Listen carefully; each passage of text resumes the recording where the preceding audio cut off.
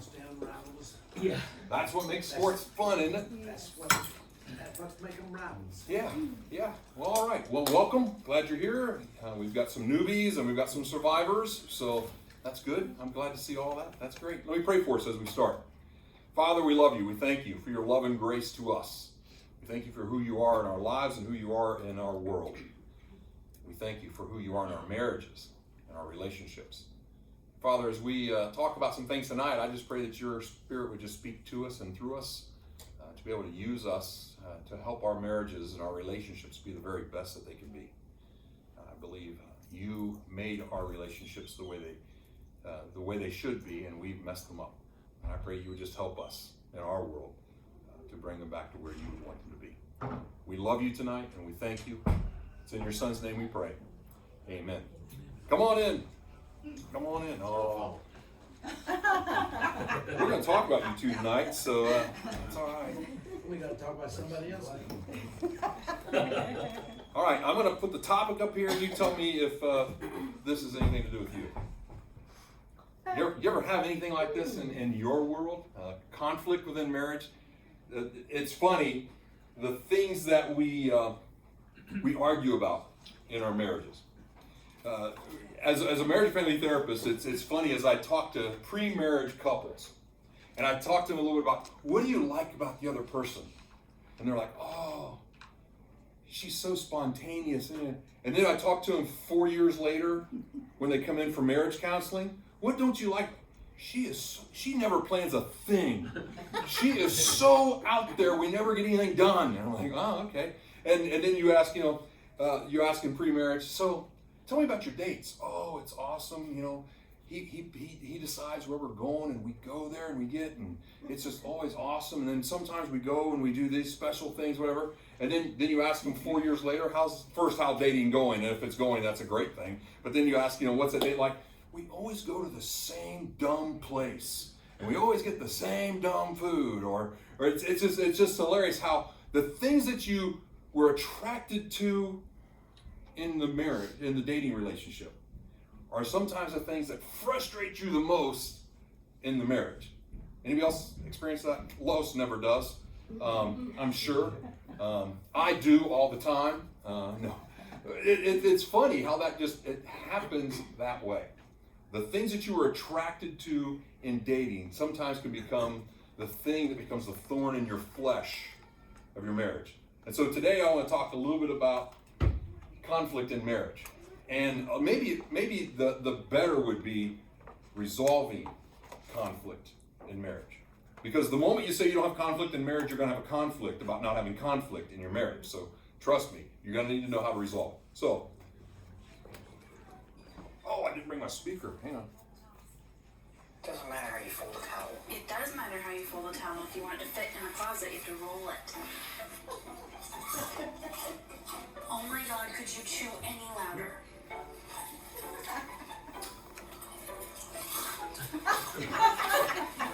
This goes on here. It takes 2 seconds. Well, then the next person who comes in will do it. That's not the point. Hey, did you throw away my leftovers? No. I could have the toilet paper goes over. It's printed that way so you can see it. No, the toilet paper goes under so that the cats don't get at it. That makes no sense. What do you want to get for dinner? I don't really care. Then just pick something. You choose. Told ya. Shut up. I don't see why I have to put the utensils face down. Because when they're sticking up like that, if someone trips and falls, they're going to impale themselves and die. It's literally the stupidest thing I've ever heard. I'm not playing this game where I list every single thing and you shoot it all down. I'm not doing this again. Well, then I don't know what to tell you. Oh my gosh, watch this. This is the best line. Did you watch this without me? You weren't home. Wow. Seriously, 6 more inches and it's in the sink. Well, then put it in 6 more inches. Get it? I get it. Anything will be fine. It's Fine. food. Fine. All right, we're gonna get pizza. Anything but pizza. What do you want to eat? That is Bill Paxton. It is Bill Pullman. Bill Paxton was in Aliens. That is Bill Paxton. That is him. Game over, man. That is that man right there. Why am I gonna put him away? I'm wearing them tomorrow morning. I don't care if you're wearing them tomorrow morning. I don't want them just sitting by my side of the bed all night. Why do you do this? You squeeze from the bottom. The next person doesn't have to squeeze that. It's toothpaste. It's not like it's hard to squeeze it from a new area on the tube. Why are we fighting about this? Why are we fighting about this? Why are we fighting about this? I'm sorry. I shouldn't have made you make the decision. That being said, I think your original call of pizza is fine. Just no pepperoni. What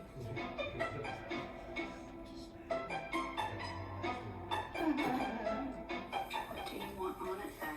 Anything other than pepperoni. I'm going to murder you, and when the pizza guy gets here, he's going to help me bury your body, and then we're going to get married. No, he won't, because he'll probably be like, yeah, I feel you, bro.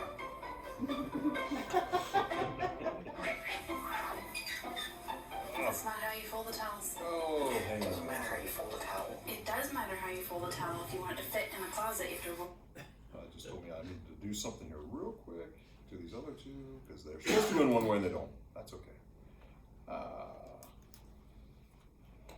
Anybody face any of those issues in their marriage, in their wedding, in their life? Like every day. Yeah. All of them. That is the truth of it, isn't it? I mean, they nailed it on the head when they put out the every one of those issues. I think we all face them, we all deal with them, we all replay them over and over. So how do we solve them? Maybe that's the question, right? Give me one quick second here. Well, the guy saw it going, all except for no pepperoni. Yeah, and She's you know, right, and he's wrong. Yeah. That's right. And the sooner they figure that out and learn how to say, I'm sorry. yeah. He Good did luck say with he was that. sorry, didn't Good luck he? with He that. didn't really mean it. I didn't sound sincere, did it? No. There's something about that, I think. That's what Tim says, I'm so. Yeah. As if, right? You're right, and I'm wrong. And you're right that I'm wrong. Is the other way to put that on a regular basis. There we go. All right. So what do we do with conflict in our marriage? I want to give us some things that we can do to kind of help resolve and come to solutions within our marriages when it comes to conflict, because the reality is conflict is inevitable. All couples disagree. If you don't think you disagree, somebody's not speaking their mind. Somebody's swallowing it and keeping it. Confession time, okay? Wendy Fryer has added a lot of tension and frustration to Lois's and my marriage this week because they were sitting around a table the other night, was that Tuesday night, and her and Glenda and Lois came there. It was pickleball night, and instead of doing prayer and pickleball like they were going to, they decided to talk about what we were talking about here last week. Jeff and Joyce will clue you in. We talked about the 4 horsemen of the apocalypse. I've got handouts, a test, all that fun stuff. And part of that is figuring out just which of those 4 horses show up in your marriage, right? And so they had the test, they had the quiz, and Lois took it. Thanks, Wendy. I greatly appreciate your work of evangelism. Please do not evangelize my wife. No. I forced no one. Thank goodness. And here's what's funny. Lois and I were talking last night, and she's like, "Oh, by the way, they had that quiz, and I took it, and what do you think I scored the highest on?" And I'm like, "I'll be honest, I don't think you scored high on any of them." I'm like, we don't have arguments. We rarely, if ever. And what do you think would be her number one? Her highest score of those 4? Conflict resolution. Stonewalling. Because she internalizes it, and I don't realize it, because she internalizes it and exits out emotionally, maybe not physically. We'll be in the same room, you won't feel tension, but she has emotionally withdrawn. And I never realized that. And so thank you, Wendy. We're now seeking out a marriage counselor. No, I'm kidding. But it's every relationship deals with conflicts. Sometimes on a regular basis, sometimes more heated than not. And by the way, the volume of conflict does not necessarily mean predictability of divorce and relationship failure, especially when it's the loudness of the argument. Sometimes it's cultural. You ever watch two, and I hate to overgeneralize, but I'm going to overgeneralize it, two Italians in a conflict? I mean, they get heated. They're animated. It's amazing. There are different cultures that express themselves at a higher volume than others. But it doesn't mean that the conflict is that much bigger just because of volume. Okay? And sometimes silent is more violent, because it's stonewalling away. Whereas the others are at least communicating and getting their issues out and feeling like they're being heard, even by the neighbors, but being heard on a regular basis. And so don't confuse volume with severity, okay? Because sometimes it's almost the opposite. And sometimes we have conflict over big matters, huge matters, and sometimes over the smallest, most insignificant things. And sometimes what I've found is when you have conflict over the big matters, it's because they really, really matter to you. You're attached to it. You have an emotional involvement in whatever that issue is. And sometimes when those small matters become big matters, it's not really that matter that became the big matter. That was the straw that broke the camel's back. And you have lots of little matters on top of each other until it finally breaks. And it's just like a waterfall. It just floods in and takes over. So, it also doesn't help, or magnifies it even more, or makes it more complicated when, unless you're in West Virginia, you both came from different families. Let's see if anybody was listening. No. No. Everybody came from different backgrounds. Everybody came from different upbringings. Even if you were neighbors, you were worlds apart, because your parents raised you differently than your spouse's parents raised them. And so you bring in family background into it. As a marriage and family therapist, one of the things that I do with couples right from the beginning, sometimes the first session, usually the second session, I do what they call a genogram. Anybody familiar with what a genogram is? It looks like a family tree. In fact, when you first start drawing it out, everybody thinks, oh, it's a family tree, because I'm asking you, Ginger, tell me about how many people were in your family. Who's your mom? Who's your dad? And so I'm writing up a circle for your dad and a triangle for your mom, just like you would on a family tree, right? And then we put them together. And how many kids did they have? And was this their first marriage, second marriage? When were they born? When did they die? And then, okay, now tell me, who was the one that was the authoritarian in the family? And so then, okay, and what was your relationship like with your mom and compared to your dad? And so then one might be more distant, so you draw dotted lines. One might be very close, so double lines. And so you begin looking at relationship structure within the family. And then you start talking about who was the one that was the one that did all the discipline, and how did they discipline? And how did they handle the different issues? Start going through the different issues that families face. Money issues, job issues, expectations, gender roles, all those things. You start putting them into a genogram, and you begin looking at whose family operates what. And then you go, now, what of this did you bring into your family? And how much are you like your family and dislike your family on both sides? Because everybody brings in their family into the relationship. My dad made a wise statement to me. He told me when I was dating, he said, when you go to get married, just know you're not marrying her. I'm like, you don't like her? And he goes, no, not her specifically. You're marrying her family. Because they all come with it. Every bit of it. And even if they're not there physically, they're there. They're there. They're present. Every one of our family members are present, especially our parents and how they raised. And how many of you, because I know I can confess I have caught yourself saying things to your kids that your parents said to you? They're present, aren't they? They're with you. They're in the back of your mind, even if you don't want to think about it.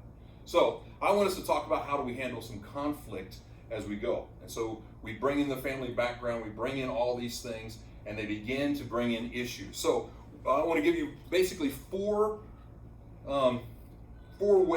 principles for handling conflict. The first one is in the midst of conflict, and this is not always easy, but in the midst of conflict, try to remember the good points about your spouse. If you can't find any, ask them, they'll tell you. But try to remember the good points about your spouse. And it looks like I can't use personal examples anymore. In walks the Queen. There is Miss America. So I'm busted.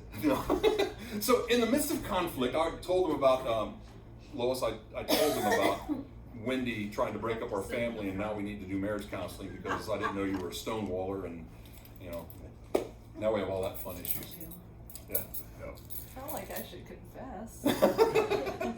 Well, I had no idea, so I'm glad you did. So first thing to do is remember your spouse's good quality. What's positive? What is it that you like about your spouse? Because here's what happens. Sometimes the issue clouds the picture. You've heard the phrase, you can't see the forest from the trees, because you're so close to the tree, you can't see what's beyond it. Sometimes that issue keeps you from seeing beyond that issue of your spouse. It clouds our judgment, it clouds our viewpoint, it clouds our feelings, it clouds our emotions, it clouds everything about us when we're talking about our spouse. So before you begin talking to your spouse about the conflict, begin thinking about, what do you like about your spouse? How do you show appreciation to your spouse? What are some things that you say and things that you do so that your spouse knows you love them? Okay? And it's more than just words. It's more than words. Actions speak louder than words, especially in this circumstance. The more you can do for your spouse speaks more than what you can say. But the two have to line up. You can't just do, and you can't just say. It has to be both.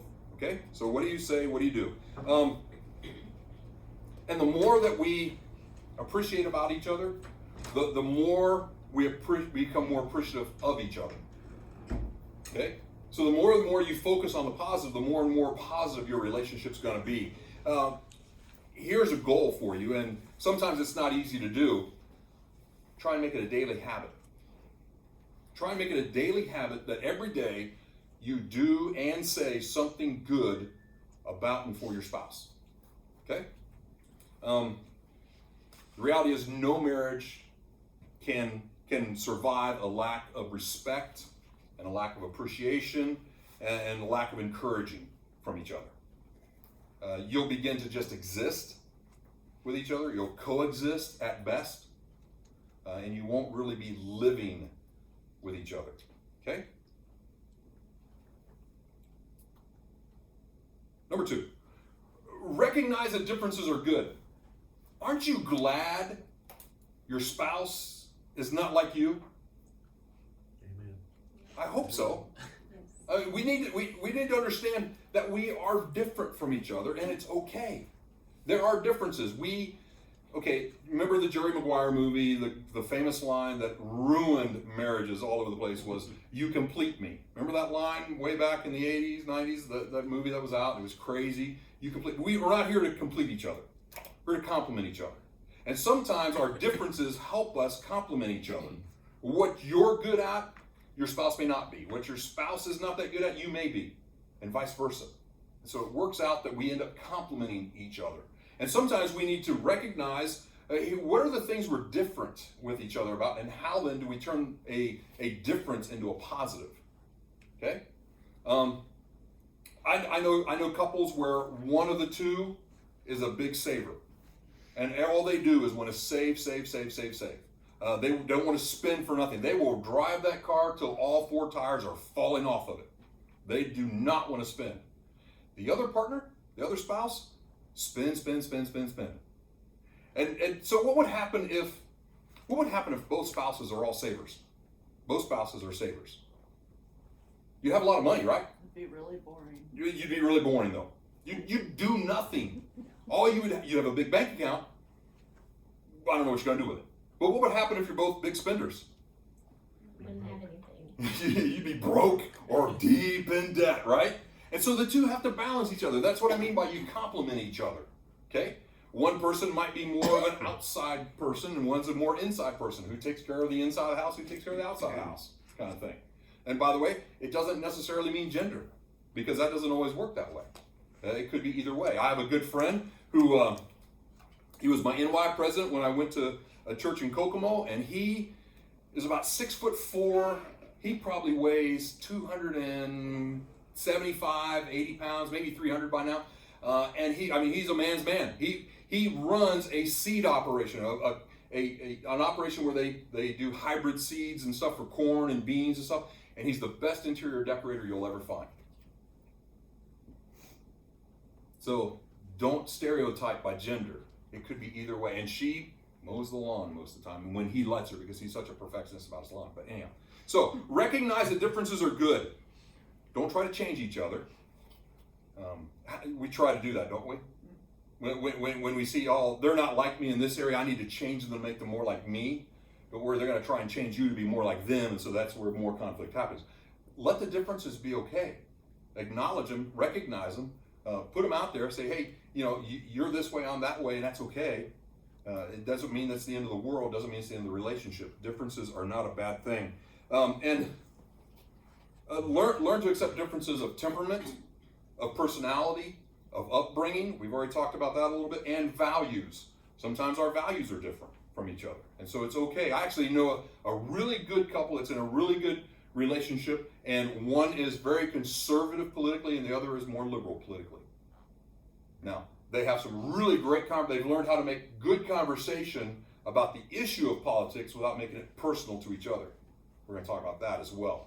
So it's okay to recognize differences and values and different things. Try to always see your marriage as a partnership, where both of you combine both of your strengths to make it the very best it can be. And then you help each other strengthen your weaknesses so that they become less weak. Okay? So if one is not a very good budgeter, maybe the one who is a good budgeter helps the non-budgeter become more of a budgeter. If the one is a huge saver and can't spend, maybe the one who's a spender can encourage the person to say, here's what we can do if we spend this here. What we can do for fun, what we can do for whatever, okay?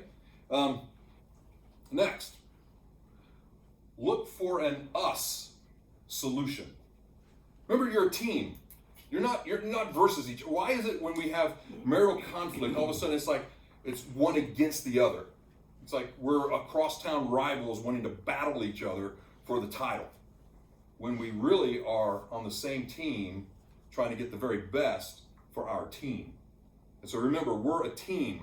Recognize in the midst of this that in our differences, maybe one of you is more of a morning person, one's a night person. So you got to figure out when's a good time and place for us to discuss this issue. So it's an us solution. And so if one's a morning person, one's a night person, it's probably not good to say, okay, we're going to have this conversation at 11 o'clock tonight. Morning person's like, I'm already checked out, I'm gone. And the morning person goes, no, we can have it at 6 in the morning. Night person's going, I haven't woke up yet, right? And so maybe you've got to make that compromise and meet in the middle. It's an us solution. Also, you probably ought to have, along with those time things, you might come to an agreement on a rule that says, okay, at this time, because we know that, okay, one's a morning person, one's a night person, or just because of the way our day's laid out, at this certain time, if we're in the middle of a conflict, the middle of a discussion, middle of trying to figure this solution out, at this certain time, we push pause. And we come back to it, we agree we're going to come back to it either the next day, or we before, as we push pause, we go, when's the next best time for us to come back together? Okay? So, and I know there's a lot of people that will go, but Scripture says never go to bed angry. I didn't say you were angry in this conversation, did I? Because we're working toward a solution. So you're not angry with each other. You're not happy with the issue, okay? And you're looking for a solution. That anger that you shouldn't go to bed with is that anger that's like, I'm going to put that pillow over his head until he's not snoring anymore, ever. Lowest. Anyhow. All right, let me give you 5 practical steps on how to look for a solution, okay? And by the way, I'm going to hand these out to you as well. So you can have these as well. So, first one is focus on the issue. How many times in the midst of conflict do we forget what the issue is and we focus on the person? We talked a little bit about that last week when we start in those 4 horsemen where we begin to go, but you and you and you and you, this is, and you begin to make it personal. You begin a personal attack on the other person as opposed to how can we solve this issue? So focus on the issue. Move it from being between you to being in front of you. Remember, you're on the same team, so how are you two together going to tackle this issue, whatever it is, okay? Again, discuss the issue rather than attacking each other. Don't let it become a personal attack on the other person. And always try, and this is the toughest one, always try to see the issue from the other person's view. Old Indian adage, never judge a person until you walk 2 miles in their shoes. Same thing. Always try to see it from their perspective, from their view. It'll change your view and your perspective. Next one, use I statements. Avoid labeling. Don't do the you always, you never, you think. Instead, describe your feelings.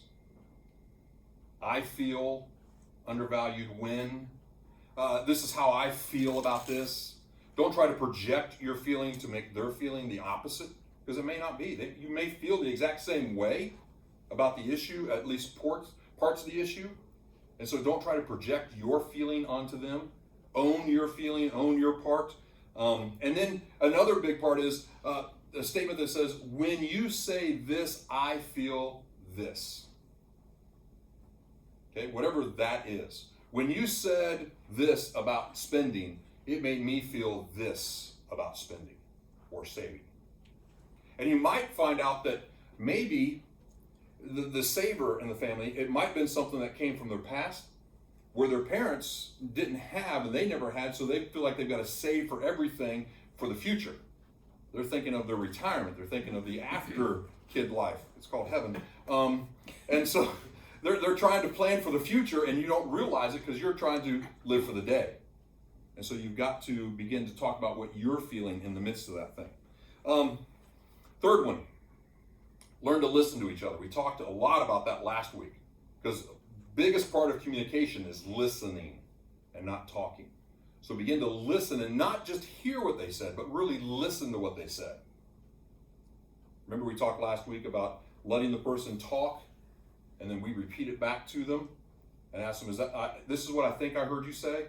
And if they say, no, I didn't say, or maybe I didn't mean it that way, or this is what I really meant to say, let them to rehash it until both of you are clear on what that person was communicating. And then it turns around to the other person.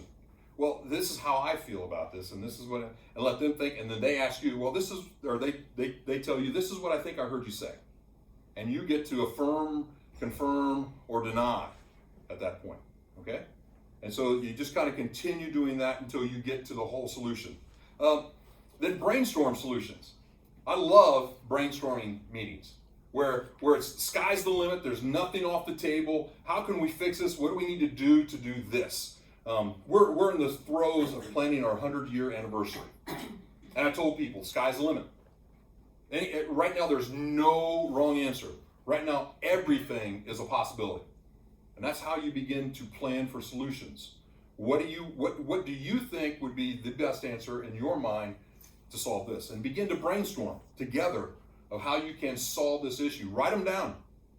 And even get to the point where you categorize them. Maybe you grade them from first to last of what do you think would be the very best or easier, most best one to do, most long-term solution that you can come to. And then after you've brainstormed about it, and you've categorized them, you've ranked them, then together, that's why it's capitalized, together come to a decision. And remember, the issue's in front of you, not between you now, okay? If it's in front of you, together, you both compromise what you might think would be the best and what they think might be the best to figure out what together is the best, okay? So, begin to realize that you've got to work together in this. It's a long process. And it might not take just 10 minutes to get through. It might be something that's going to take a while to get through an issue. And what happens if you have more than just one issue? Because if you're like our marriage, it has issues. I was waiting for her to say amen, but that's okay. She gave me the affirmative look. That's okay. I mean, every marriage has more than one issue that you have to talk through. And so you just have to work your way through them as you go. Also, if you realize that anger is one of those issues that is hardest for you guys to talk about, find a mediator. Find somebody to help you. If you want, like I said, I'm a marriage and family therapist. I would be more than happy to be as objective as possible and be in the middle of the situation and hear both sides and try and help you to solve that issue together. Okay? Not give you my answer, but help you solve your issues. Because if you're coming to me for me to solve your issues all the time, my door is going to be flapping open all the time because it's going to be so busy. It's going to be like a revolving door of people. I'm going to help you have the tools to be able to solve your issues on your own. Okay? Fourth one of the handling conflict. Support your spouse. Sometimes when you're in the throes of discussing a huge issue, sometimes that is one of the toughest things to do. Because a lot of times we begin to make, or one of the two of us, or both of us have made a personal attack. And it's hard to support somebody that you feel like is attacking you. That's why one of the first things you do is not attack. Don't make it a personal issue. Make sure that it's something that stays out there and not in here, in you, okay?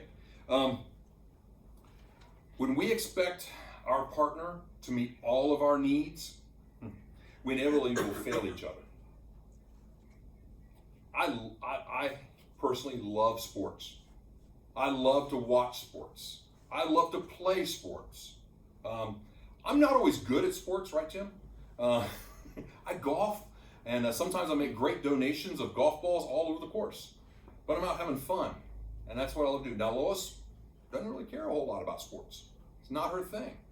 And so I know that if I expected her to come along with me every time I go golfing, it's not going to be a happy time for either of us. And so she supports me by going, go ahead, please go. And she gets a little peace and quiet too. But I get to go golf, and then she gets to go do what she would much rather do. So, and I'm sure a lot of times you guys have already figured this out in your marriages. You're not always going to have to be together all the time. You need friendships outside of the marriage. Saying that, make sure those friendships outside of your marriage are same-sex friendships. Soon as they're not, you've opened up a door for inroads that you don't want to have to deal with. You've opened up a door for Satan to grab a foothold and take a hold of your marriage. Because what will happen is, if I decided, okay, so-and-so's, some girl, some lady likes to golf, and so I'm like, hey, let's go golf together. Now we've just spent 4 hours of undivided time together, and we have conversations, and I'm like, oh, this is great. And I think, oh yeah. And the next thing I know, it could be down a bad trail. I make it a general rule. I never text a female unless my wife is in the group of the text. I don't want to hide any information. She knows the password to my computer, to my phone, to everything. I don't want to hide a thing. It's an open book because we're a team together. And I don't want anything to come between that. And believe me, the world is full of stuff that wants to come between spouses. Okay? Supporting your spouse. Focus on meeting your spouse's needs more than focusing on meeting your own needs. Now, first week, I gave you my magic formula for the perfect marriage, right? Anybody remember what that is? Anybody? Boy, I'm a great teacher. You put God first in your personal life. You put your spouse second. And you put yourself third. Okay? It's actually part of what they call a relationship triangle. Everybody knows what a triangle looks like, right? At the top of that triangle is God. At the bottom on each corner is you and your spouse. And the reality is, if you put God first in your personal life, you're getting closer, and your spouse puts God first in theirs, they're getting closer. And you're both getting closer to God, but you know what else is happening? You're getting closer to each other. You see how that works? So if you're helping to take care of your spouse's needs above your needs, you both end up winning. Nobody's losing in the whole thing. Everybody wins on the team. Sometimes maybe your spouse is having a bad day. Anybody's spouses ever have a bad day? That's called today and every other day, right? How many times have we ever asked, and I'm guilty of not doing this as well, have you ever looked at your spouse and said, how can I make your day better? What would happen to the temperament of your home and the temperament of your relationship if both of you looked at each other and said, how can I make your day better? What have you just said when you say that to your spouse? What are some things that you hear if your spouse said that to you? It's class participation time. Okay. She loves me. Yeah, she's concerned and cares. She loves you. Okay. Anything else?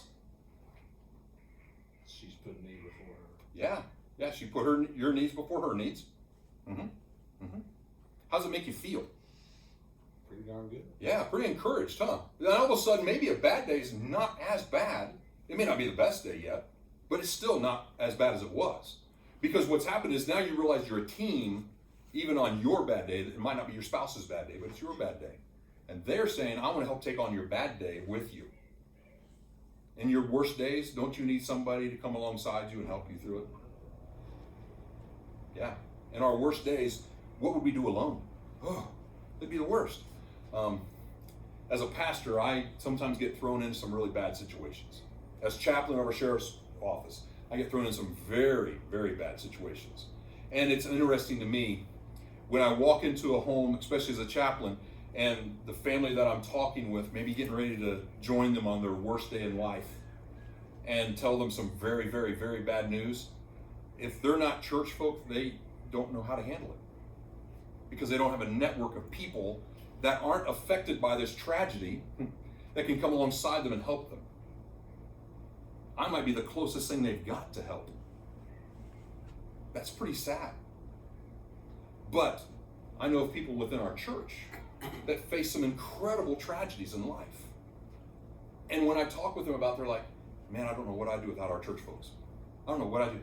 I don't know what I'd do if it wasn't for so-and-so coming over and mowing my lawn when I know I couldn't, when my spouse couldn't, when we were in the midst of, I don't know what we would have done if somebody wouldn't have brought us food that one night. You know? And it's kind of that same thing in your marriage. When you begin to look at your spouse and say, how can I help you on your worst day, on your bad day? You're coming alongside them and helping alleviate and relieve them on that very bad day. When we look to God to meet our needs of unconditional love, we're able to more easily focus on meeting each other's needs. Okay?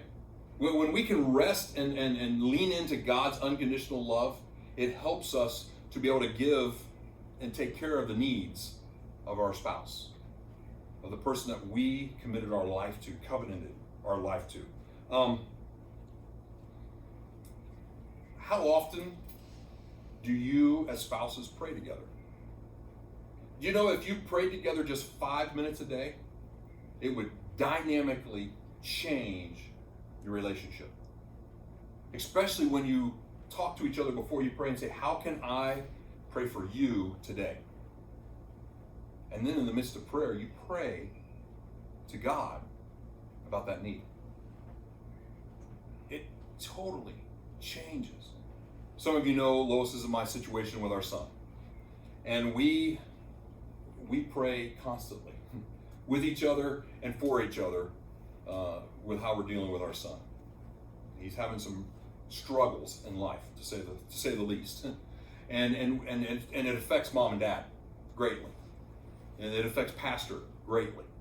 And so having the knowledge that I know she's praying for me means the world for me. I think me praying for her helps her in the midst of the situation.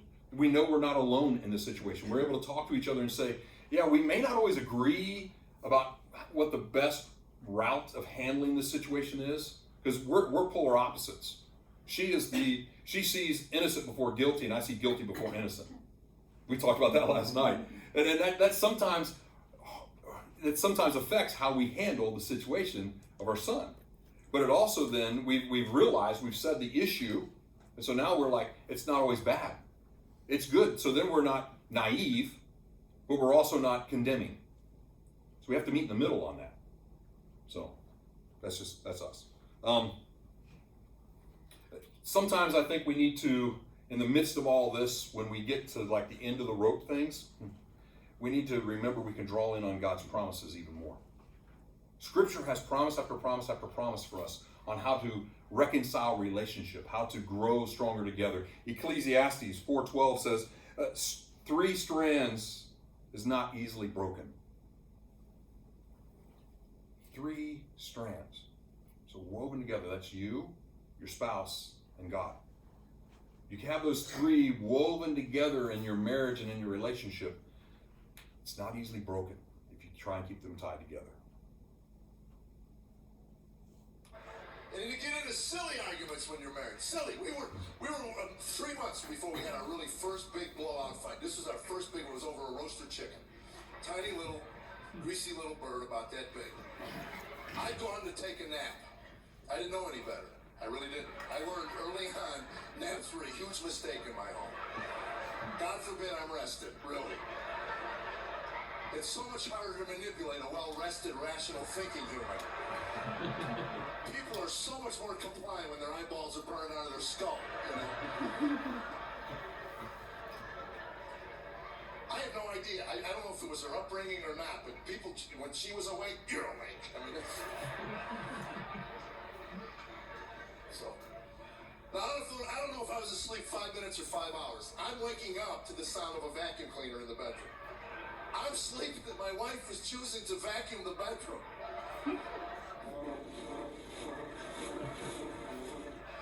Apparently, that wasn't waking me up fast enough. She started to go under the bed. We had a water bed. There was no under the bed.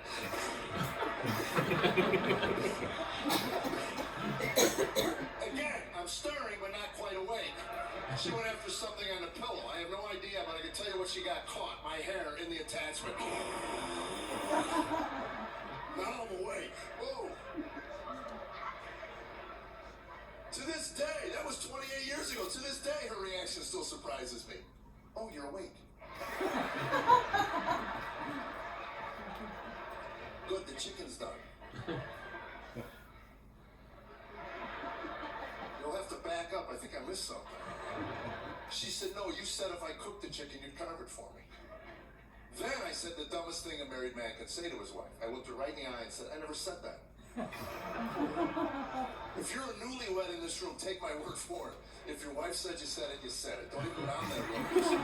I'm telling you, their ability to recall every last piece of verbiage that ever exited out of your lips is amazing. And there's no end to it. It just goes on and on. That's not what I said. That's exactly what you said. That's not what I said. That's exactly what that's not what I said. What I said was I'm going to take a nap. If I'm awake when your chicken's done, I'll carve it for you. I didn't tell you to come in here and suck my brain out of my skull. Drag me out of bed. I didn't tell you to come wake me up. I'll pause here while you all choose a team in this discussion. I'll tell you how dumb I was. I thought that was the end of that discussion. I made my point. I rolled over. I turned my back on my wife. Whoa. She gets on the bed with both knees. Get up. You said you cut the chicken. Get out there and cut the chicken. Every man here knows there comes a point in every one of these discussions you have to change tact. Obviously, what you've been saying is not registering, so you just come up with another way to say it. I don't know how to carve a chicken. I never carved a chicken my entire life. Why don't you carve it? You can mutilate the bird just as easily as I could.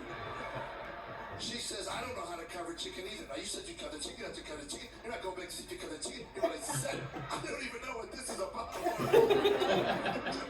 just want to sleep. All right, I'll carve the stupid chicken. Now, I'm walking to the kitchen to carve the bird. I'm not even married 3 months. I'm a mumbling idiot. I don't even like chicken. You want chicken? Don't carve it up for you. What'd you say? I didn't say nothing to you.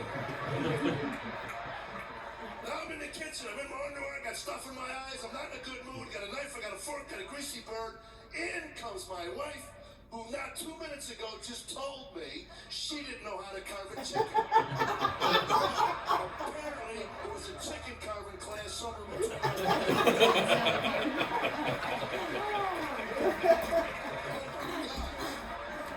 Every man here knows what happened next. 2 small hands appear out of nowhere. You're doing it all wrong. Let me show you. I stabbed the bird. Now I'm waving at her with my fork. She grabs my wrist. Give me the bird. Oh, no, you're not getting this bird. Give me the bird. Now we're standing in the wrestling over the stupid. Give me the bird. Oh, you give me that bird. I'm not. And at one point she goes, go back to sleep. Oh, sleep like a baby till you run a jackhammer. Give me that bird. And the bird flies up in the air.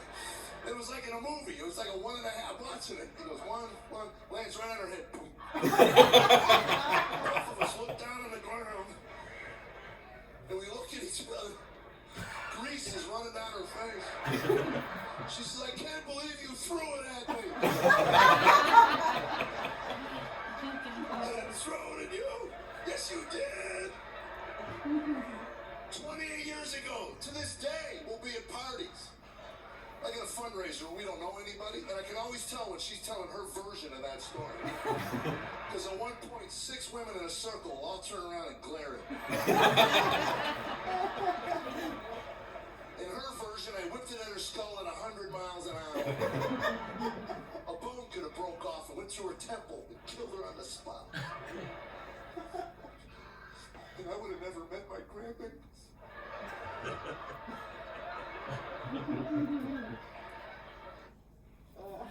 Oh.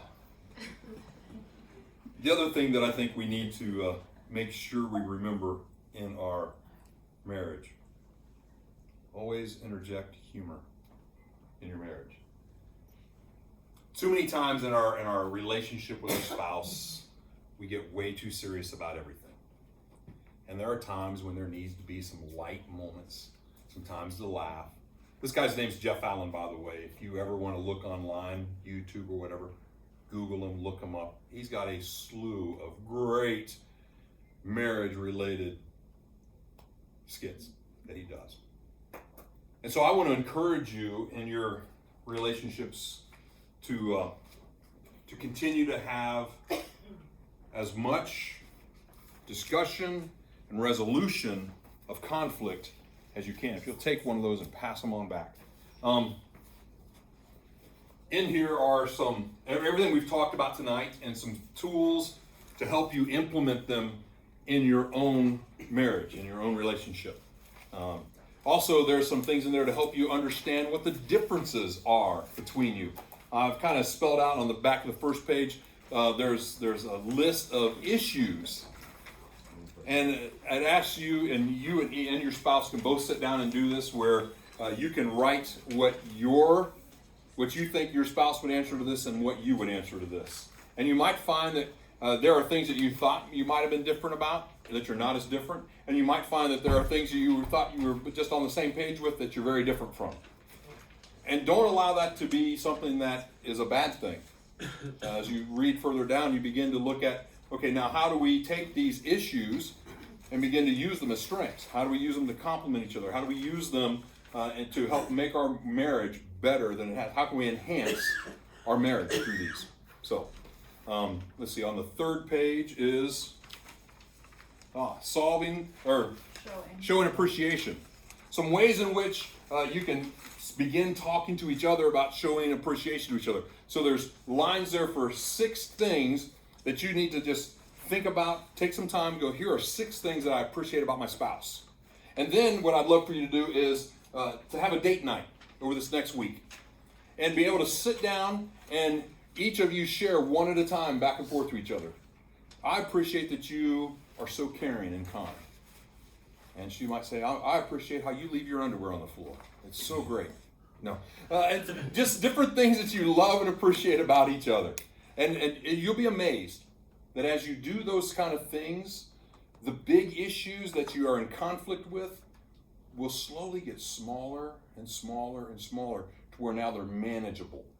And then you can begin having the discussion about those things that you have the biggest differences on. Whatever those differences are. Whether that's where you want to retire, how to spend your money, how to discipline kids, what the future looks like, how to handle today, what our jobs are, all those kind of things. Whatever the issues are, begin to allow those things to be smaller before you jump into them.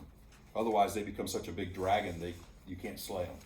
And this way together, the two of you can begin to slay them together. Okay, page 4 has what on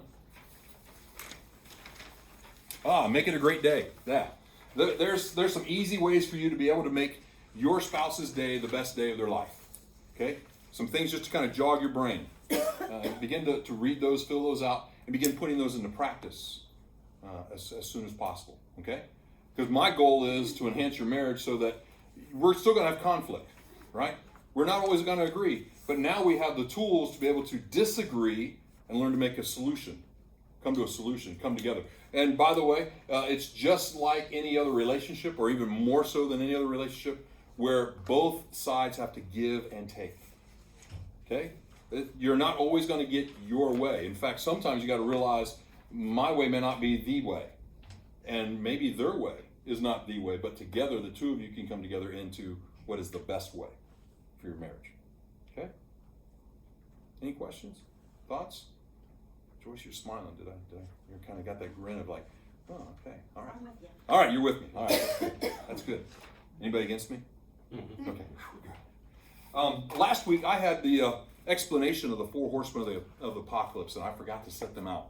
So if you want those, I'm going to put those in the back, and you can just pick 1 or 2 of those up if you want, and that helps explain each of those areas. And then if you, some of you might not have had the opportunity to take the quiz to help you to see which of these 4 might be into. I'm gonna take mine again. She's taking hers again because I think she did it totally wrong. She's an angel. She doesn't know. But I have more of those if you want. I can just easily print those off and we can have some of those as well. Okay? All right. Let me pray for us before we go. Father, thank you that you've created us exactly the way you've created us on purpose. And Father, sometimes in the midst of who we are and how we are, it sometimes can create some conflict within our marriage. And that's not always a bad thing. The world would always be the same if there was never any conflict. The world has changed, and changes happen because of conflict. And sometimes, Father, we can come together as the team, as a husband and wife, to tackle an issue and come up with a solution instead of continual conflict. And I pray that you would just put a hedge around each one of these marriages. That, Father, that you would not allow anything to penetrate the relationship. Help each of them to put you first in their life, individually, and in their marriage. And then to put their spouse second in their life, and themselves third. Help them to take care of each other's needs first. And Father, as we do that, we'll grow closer to each other as we grow closer to you. And I pray, Father, that you would help us, because conflict's coming. It always is. I just pray that you would help us to be able to resolve it in the best, most productive way, so that our marriage can be the best, most productive marriage it can be.